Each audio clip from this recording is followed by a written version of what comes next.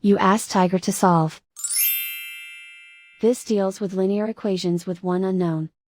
The final result is x equals 3. Let's solve it step by step. Simplify the expression. Expand the parentheses. Simplify the arithmetic. Group all x terms on the left side of the equation. Subtract 5x from both sides. Group like terms. Simplify the arithmetic. Group like terms.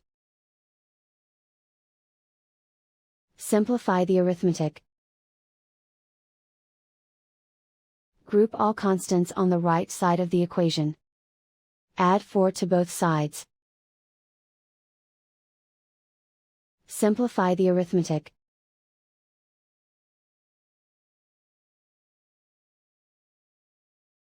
Isolate the x.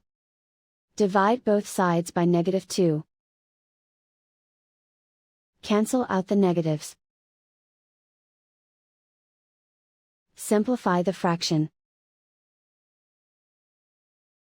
Cancel out the negatives. Find the greatest common factor of the numerator and denominator.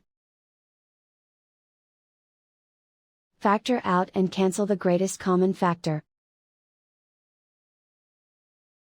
And so the final result is x equals 3.